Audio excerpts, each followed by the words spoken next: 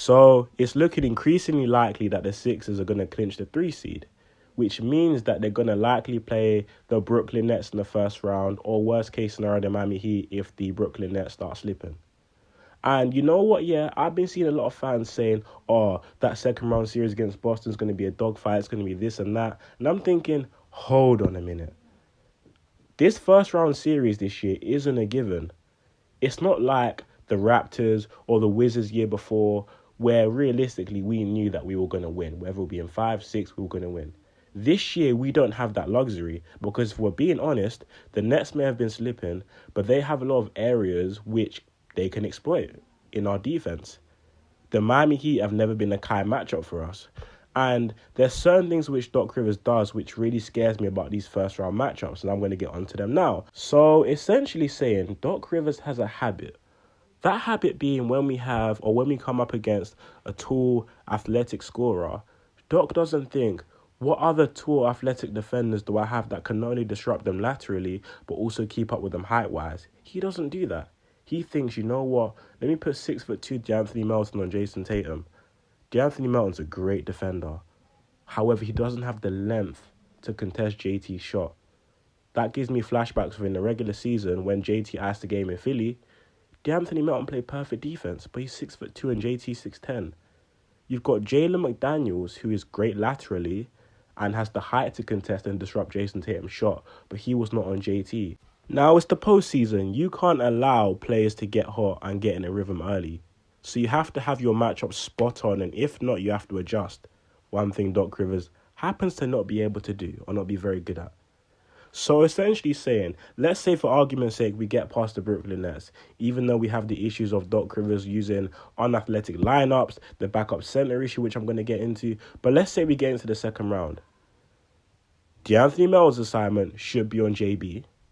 Even though that's still a size mismatch, I feel like D-Melt can kind of make up for that because JB isn't the tallest. Like, he's 6'6", but he's not 6'10" like JT. And I feel like that's the type of player De'Anthony Melton does well on smothering. And Jalen McDaniels has to be on Jason Tatum. He has to be. Because the Celtics, I'm kind of resigned to the fact that they've done a very good job in the past of making life hell for someone like James Harden. Yes, I understand at the start of the season, James Harden had a 30 ball, but as a whole, they've had a very good defensive scheme for James Harden and Embiid also. So you're going to have to be pretty spot on the defensive side of the ball in order for us to even have a chance in that series. Now, getting back onto even the first round series, if Doc Rivers does this bullshit of playing Dwayne Dedmon, he might actually get away with it because the Brooklyn Nets themselves have a very, very bad backup center situation. And offensively, Nick Claxton's just a screen setter, a roller, and a lob threat. So you might even get away with playing Dedmon in that series. But if Doc does that and they win the series and he plays Dedmon against the Celtics, we're cooked.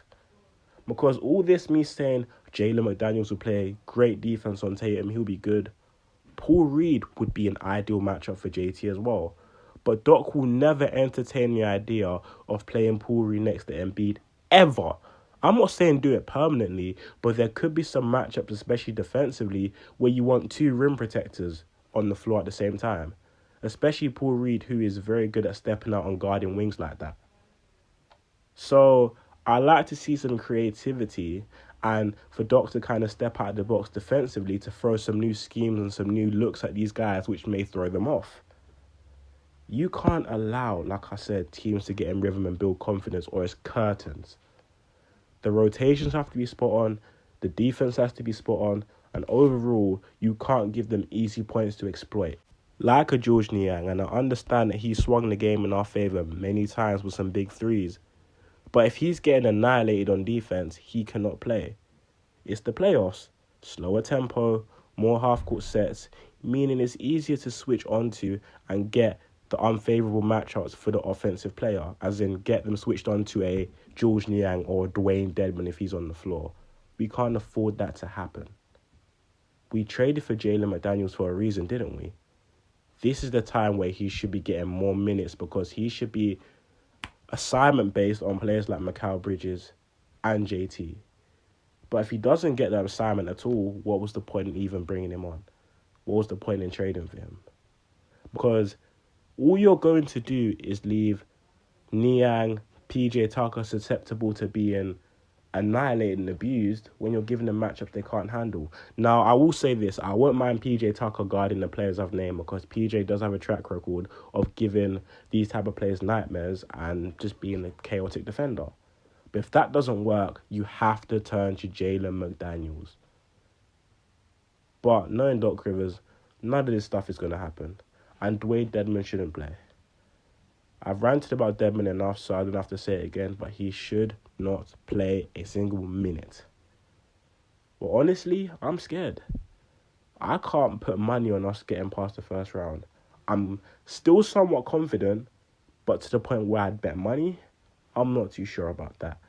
Because there's so many ways Doc Rivers could fuck it up to the point where I'm really unsure. We should get past them in the first round series, either the Nets or the Heat, which I'm even more scared about. But like I said, there's certain ways where Doc Rivers could make that series 1,000 times harder than it needs to be. But really, that's all I got for this video. Let me know in the comment section down below what you guys think. Do you agree with me? Disagree? Was I going over the top? Who knows? I'd like to see you guys' opinion in the comment section down below. But that's me gone. Stay blessed, people, and I'm out. Peace.